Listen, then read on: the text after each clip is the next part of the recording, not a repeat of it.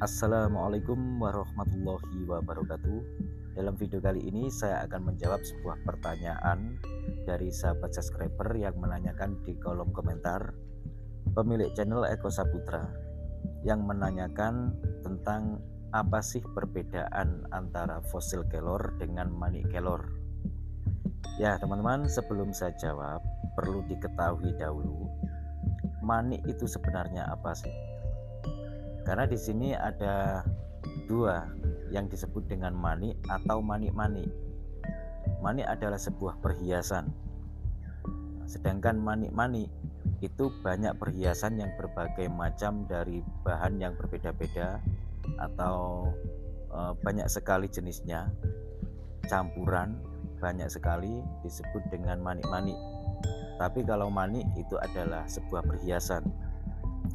Sedangkan ada juga yang disebut dengan cupu mani. Cupu mani ini termasuk tergolong dari sebuah mustika yang biasanya terdapat pada merah delima. Sedangkan mustika merah delimanya itu yang disebut dengan mani, itu masuk kategori mani karena di situ ada sebuah keindahan dari materialnya, dari mustikanya. Dan selain keindahan dari mustikanya masuk kategori manik, juga ada cupunya, biasanya begitu. Cupu adalah wadah, jadi cupu manik adalah wadah manik, wadah sebuah benda yang cukup indah, yang cukup bagus sehingga bisa dipakai sebagai perhiasan. Baik, langsung saja saya akan menjawab antara perbedaan fosil kelor dengan manik kelor. Kalau fosil kelor itu adalah sebuah kelor yang sudah membatu tapi masih dalam bentuk bongkahan, sehingga belum layak dipakai sebagai perhiasan, sehingga di situ tidak masuk kategori manik. Kecuali kalau sudah dibentuk menjadi liontin, mata cincin, gelang dan lain sebagainya, itu sudah termasuk bisa dibilang manik kelor yang berasal dari fosil kelor atau fosil gali kelor. Itu berbeda dengan mustika. Kalau mustika itu belum tentu masuk kategori manik, karena pada kenyataannya mustika itu bervariasi, bermacam-macam. Ada yang mustika itu berbentuk indah dari segi warnanya, dari segi modelnya dan lain sebagainya, itu termasuk masuk kategori manik, seperti halnya mustika merah delima. Dan di situ bentuknya seperti tetes embun atau biji dari buah delima yang berwarna merah merona, ada juga yang berwarna lain, sehingga disebut dengan cupu mani, seperti yang saya katakan tadi.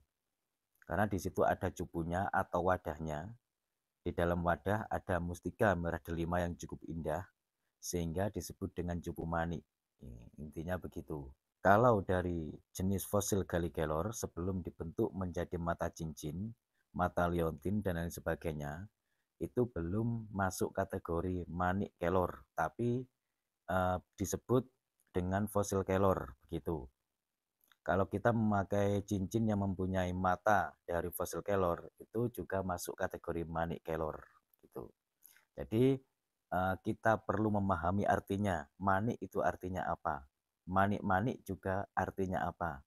Yang jelas manik itu artinya perhiasan yang cukup indah, sedangkan manik-manik itu banyak dari perhiasan-perhiasan yang terkumpul banyak, atau banyak dari perhiasan-perhiasan yang bermacam-macam, dari jenis bermacam-macam, dari warna yang bermacam-macam, dan dari bahan yang bermacam-macam.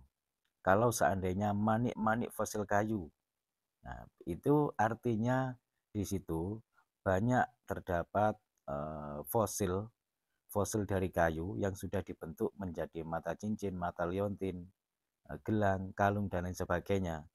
Nah, itu campuran dari segala macam atau dari berbagai macam fosil kayu gitu. Ya, kiranya semoga jawaban dari saya ini mudah dipahami.